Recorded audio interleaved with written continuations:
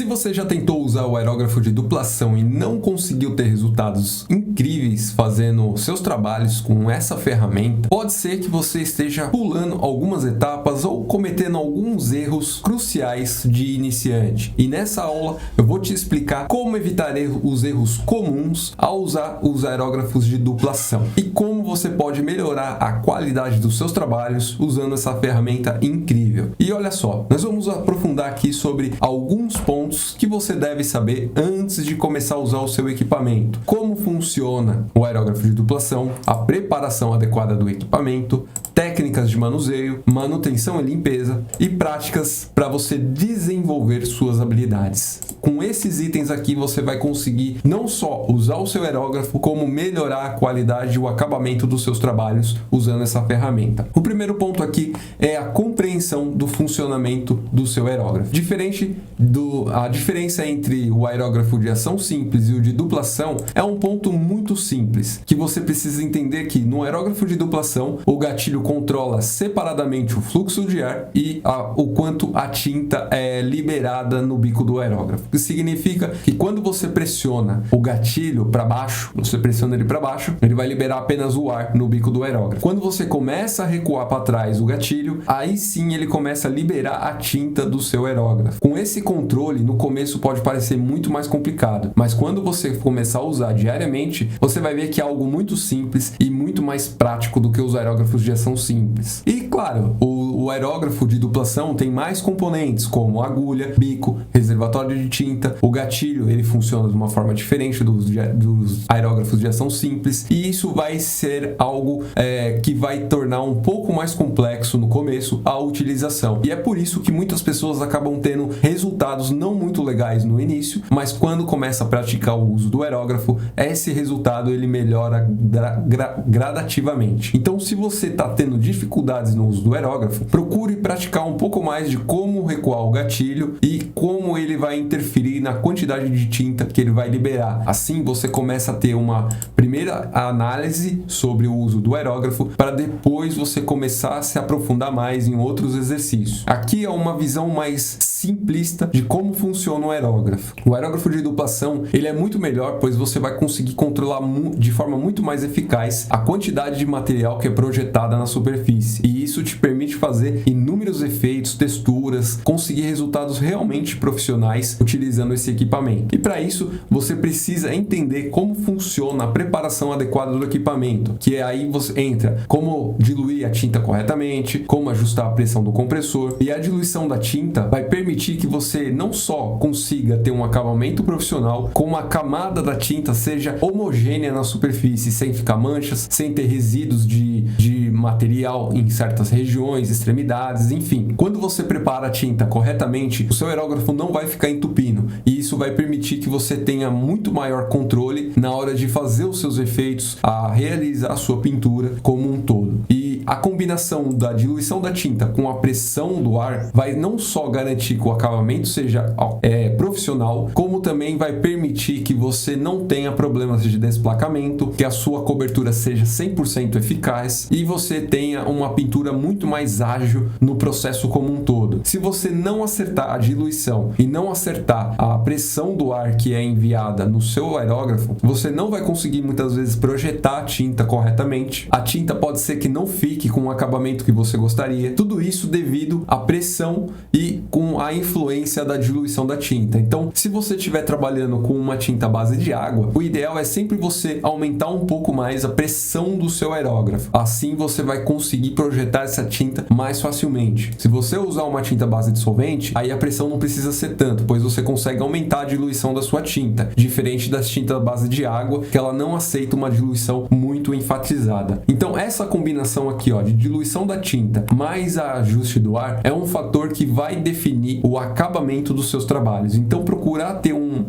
meio termo entre um e outro vai garantir que o seu trabalho tenha aí um acabamento bem profissional. E para isso, você tem que fazer alguns testes ou alguns exercícios separadamente. Agora vamos lá. Técnicas de manuseio para você utilizar o seu aerógrafo. O ponto mais difícil aqui é o controle do gatilho. Praticar o movimento do gatilho pode para dominar a liberação do ar e tinta, evitando excessos de pintura ou manchas, que significa que muitas das vezes, quando a gente está pintando muito perto da superfície, acontece de sair um jato de tinta muito forte e isso acaba estragando o nosso trabalho. E para isso não acontecer, você, além de saber como diluir a tinta, deixar a pressão certinha, você tem que saber o tanto que você vai recuar o gatilho do seu aerógrafo para liberar a quantidade de tinta certa na superfície. E se a sua tinta não for muito bem preparada, pode ser que ele fique entupindo gradativamente ali e sempre quando você puxa um pouco mais, essa tinta espalha na superfície devido a alguma obstrução da tinta mal diluída ou mal preparada. Então, esses pontos são fundamentais de você saber para conseguir fazer ali um trabalho pontual e com qualidade. O gatilho é um dos fatores um pouco mais difíceis no início, mas depois quando você for repetindo várias vezes o exercício, você vai conseguir controlar e entender como realmente funciona. Precisa de uma certa coordenação motora no começo, mas depois de uns 2-3 dias você pega o jeito e começa a usar facilmente. Distância e ângulo da aplicação. Manter uma distância consistente da superfície e ajustar o ângulo para obter diferentes efeitos e cobertura. A distância vai resultar na qualidade do seu traço ou da sua pintura. Se você pintar muito distante, pode ser que a quantidade de material na superfície não seja o suficiente. Aí é onde que entra o controle do gatilho. Sempre quando você puxar pouco o gatilho, ele vai soltar pouco material. Quando você puxa o gatilho tudo para trás, aí você está soltando 100% do material que o seu aerógrafo permite. Então,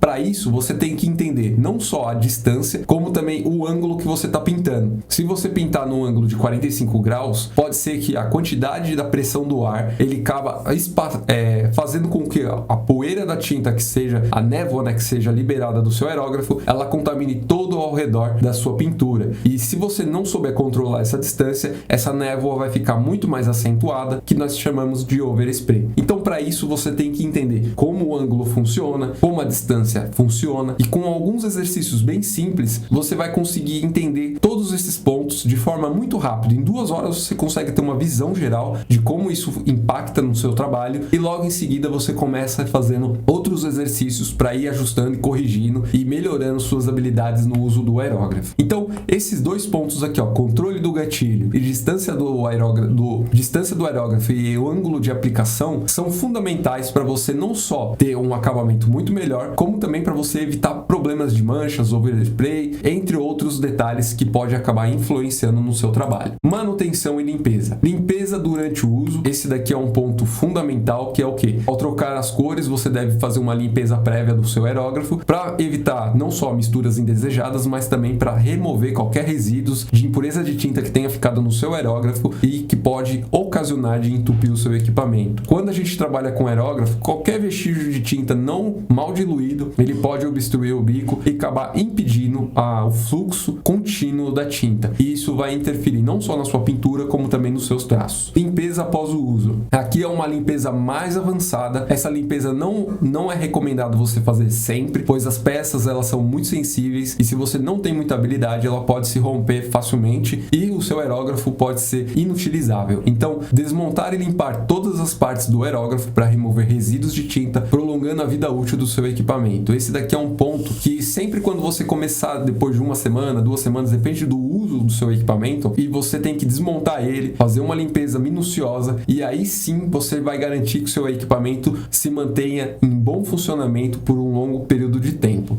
Então, você não precisa desmontar todo dia, mas uma vez por semana ou uma vez por mês é sempre recomendado você fazer esse tipo de limpeza para manter o seu aerógrafo em bom funcionamento. E, por fim, aqui a prática e desenvolvimento das suas habilidades. Para você fazer o uso do seu equipamento, o seu aerógrafo de duplação de forma correta, é muito importante você fazer exercícios básicos e sempre manter um desenvolvimento gradual. Os exercícios básicos é simplesmente você realizar linhas horizontais, verticais, fazer pontos pontuais ali na superfície. Pode usar uma folha sulfite nessa etapa para você entender como funciona o gatilho do aerógrafo, como a tinta se comporta na superfície com a distância, de diferentes distâncias, como ela se comporta em diferentes ângulos. Tudo isso vai ter uma visão, você vai ver na prática como isso impacta na superfície, para depois, quando você for fazer exercícios mais complexos, que aí é onde você vai entrar com projetos mais simples, para você ganhar mais confiança, como você vai melhorar ainda mais esses trabalhos e aumentar o nível de dificuldade. Então aqui nessa etapa de desenvolvimento gradual é onde eu falo para você pegar um desenho mais simples ali, um do Tio Patinhas, do Mickey Mouse, e tentar contornar ele. Pega, imprime esse desenho, depois você pega esse desenho impresso e tenta contornar com um aerógrafo ali, com uma tinta preta mesmo, só para você ver como a tinta se comporta na superfície, se você consegue fazer um traço mais fino, um traço mais grosso, e depois tentar fazer um preenchimento para você ver como o resultado ele vai influenciar em diferentes ângulos, diferentes posições, com diferentes cores. Tudo isso você já vai ter uma visão mais abrangente do seu trabalho e como você pode fazer para melhorar suas habilidades no uso do aerógrafo. Esse daqui são os pontos essenciais que você deve ter conhecimento, começar a praticar para melhorar o uso do aerógrafo de duplação nos seus trabalhos. Se você não tem muita habilidade, esse daqui é o passo inicial que você deve seguir para começar a fazer os seus trabalhos na aerografia e assim garantir um resultado profissional depois de alguns dias. Com esse processo, você aplicando 7 dias, você já vai ter